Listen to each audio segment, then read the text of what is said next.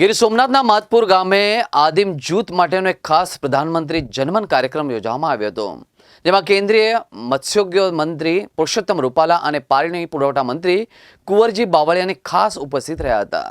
તાલાળાના જંબુર ગામે યોજાયેલા આ કાર્યક્રમમાં અનેક સિદ્ધિ પરિવારોને ઉજ્જવલા યોજના, કિસાન ક્રેડિટ કાર્ડ સહિતની અન્ય યોજનાનો લાભ સ્થળ પર જ આપવામાં આવ્યા હતા. આ પ્રસંગે કેન્દ્રીય મંત્રી પુરુષોત્તમ રૂપાલાએ ઉપસ્થિત જનમેદનીને સંબોધન કર્યું હતું. પ્રધાનમંત્રી નરેન્દ્ર મોદીને પણ લોકોએ વર્ચ્યુઅલ માધ્યમથી સાંભળ્યા હતા. આ પ્રસંગે રાજ્યના કેબિનેટ મંત્રી કુંવરજી બાવળિયા તેમજ સ્થાનિક ધારાસભ્ય ભગવાનભાઈ બારડ તેમજ જિલ્લાભરના અનેક મહાનુભાવો સહિત સિદ્ધિ સમાજના સેંકડો લોકો ઉપસ્થિત રહ્યા હતા. સ્વાગત સન્માન કાર્યક્રમ પણ યોજવામાં આવ્યો હતો. જનમન યોજના આપણા આદરણીય પ્રધાનમંત્રી શ્રી દ્વારા એક સુંદર યોજના છેવાડાના માણસને લાભ પહોંચાડવા માટેની સાકાર કરવા માટે આજે ગીર સોમનાથ જિલ્લાના તાલાલા તાલુકાના માધુપુર ગામ જાંબુર ગામની અંદર એક કાર્યક્રમ યોજવામાં આવ્યો, જેમાં રાજ્ય સરકારના અમારા વરિષ્ઠ મંત્રી કુંવરજીભાઈ ઉપસ્થિત હતા. અહીંના સ્થાનિક ધારાસભ્ય ભાઈ શ્રી ભગવાનભાઈ બારડ ઉપસ્થિત હતા.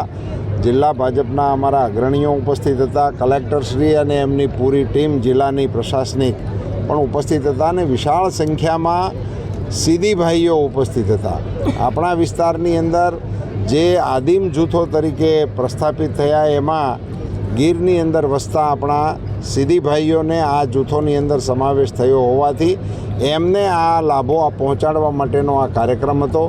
પ્રધાનમંત્રીશ્રી દ્વારા સરકારની રચનાના પહેલા દિવસે મારી સરકાર ગરીબોને સમર્પિત સરકાર રહેશે એને અમલ કરવા માટેનો અતિ સુંદર અને પ્રશંસનીય પ્રયાસ પ્રધાનમંત્રીશ્રી દ્વારા આજે પ્રધાનમંત્રી જનમન યોજના દ્વારા થયો છે, જેના માધ્યમથી કેટલીય યોજનાઓના સીધા લાભો આજે અહીંયા લાભાર્થીઓને સુપ્રત પણ કરવામાં આવ્યા, જેમાં કિસાન ક્રેડિટ કાર્ડ પણ હતું, ગેસની યોજનાનું જોડાણ પણ હતું. મેં એક માતાને પૂછ્યું કે તમે હજી સુધી ગેસનું જોડાણ કેમ નહોતું લીધું, તો એમણે જે જવાબ આપ્યો એ ખરેખર આપણે સમજવા જેવો હતો. એમણે કીધું કે અમને વાપરતા જ નહોતું આવડતું, હવે અમારી દીકરીઓ ભણી ગણીને તૈયાર થઈ છે એટલે વાપરવા માટેની અમને ઈચ્છા થઈ અને સરકારે આ યોજના આપી એટલે અમે આજે ગેસ કનેક્શન લેવા માટે આવ્યા છીએ.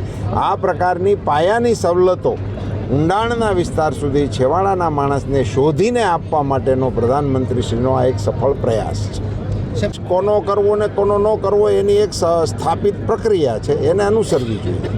ગઢવી સમાજની માંગ છે કે અમે ગીરમાં રહીએ છીએ, અમારો તાવો જોઈએ સમાવેશ.